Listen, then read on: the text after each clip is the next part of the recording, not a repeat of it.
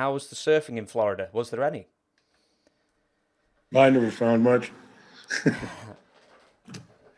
I had kind of a board or two with me, but no, the beaches are beautiful. No. Florida's more part. I guess Kelly Slater's from, isn't he Kelly Slater from Florida? So up there around Melbourne Beach and stuff, there's some places. Some of the real, Kelly Slater, the best, and he's from Florida. So there has to be waves there. You have to live there, on the ocean to be able to catch know the swells and the weather and stuff to be able to pick it up, the directions, like it is over here. You never worked Pensacola, did you? Or did you? No. No. Well, I'll tell you what, then I'll move straight on that. And I suppose 1974 is the first time you appear in Florida. And Right. who recommended you for the job? I was leaving San Francisco. I know. Okay, what happened? I torn my clavicle. Took a bad bump and separated it. It comes together like that and it just took like that. And back in those days, this was 72 or 73. They instead of I guess now they can manipulate it, and manually kind of readjust it and stuff. But it was torn, so they had to go and stick a couple pins in, and then after 8 weeks, they pulled the pins in, and your full shoulder just seems to drop back in place. But I was kind of like winding down in Frisco because of the shoulder and stuff. So I got a call from Bill Watts, and he was booking Tampa at the time. So great. I was looking for someplace to go because I'd preliminary middle of the card in Frisco. So I wasn't sitting in any place on fire. I'd been making good money in Minneapolis, so I had bills to pay. And coming out of there, I wasn't making that much money in San Francisco. So I got drove across country. First time, went to Tampa, and that was the start. That was it. Did you rent the was it the U-Haul trailer, the whole bit? No, not that time. I didn't have that much stuff to.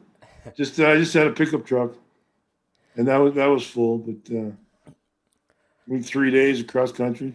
I know there's probably a few car fans listening. What kind of pickup truck was it? A Chevy. But you got it. Harvey Solon, up in Duluth, Minnesota. He was a car dealership up there. So he used to take care of the boys. And I was a pickup truck guy. I didn't know. I had no idea what the winter was like. I came from Hawaii. My first car in Minneapolis was a VW bus, which is a joke, which is just not the car for, the first day it snowed. I had the Thanksgiving night or Thanksgiving. The next morning I was going to Japan. So we hadn't experienced any snow, but I woke up late. The clocks and everything are off. So went racing to my partner, Danny Almonte, who a good friend of mine, came from Hawaii, was living in Florida. He had to drive me to the airport in, it was, 12 inches of snow in Minnesota, which was nothing really. But in that Volkswagen with no tires, and that was the only time I've ever seen him mad. I never planned for it. He had a Volkswagen van. Soon got rid of that real fast. That thing probably wouldn't do 70 miles an hour if you pushed it off a cliff. Why did you pick it in the first place? A little surf van. I was in Hawaii, California, yeah. Hawaii. Look, they were cool. Jimmy Blears had one, Couldn't keep my boards in it, whatever, I don't know what surfboards I had in Minneapolis, but the dream was there.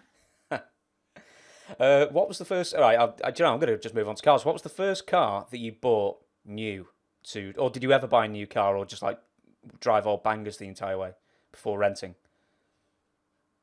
No, I didn't buy a new car till.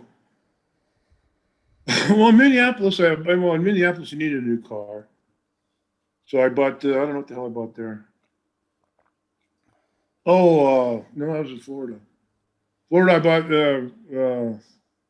big Chrysler Imperial and another one. This guy was a wrestling fan. David, I don't say his last name, but he was a big wrestling fan. And he'd come and Oh, it was just, it was, kind of goofy. But I just let him go. And, he come around and he was always trying to sell me cars or this. And he had a friend, and I'm going to call this guy in Hawaii. And I knew who he was. So the family, they ran the nightclubs and stuff down in Waikiki and stuff. I said, yeah, it's 6:00 in the morning there. It's okay. Anyway, so time went by. I left and separated with him, and he went away. So I was back in Hawaii. I ran into the guy that he was calling, putting me on the phone with.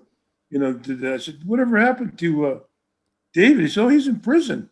He was a hired assassin. What? I know. I said, what? And he didn't seem like, he was, a little meek, little chubby guy. I said, yeah, he's doing life in prison. Oh my God.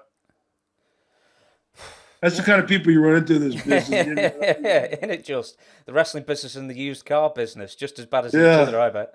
Yeah, he was trying to get me to buy cars all over, you look great in this. He tried to sell me a vet.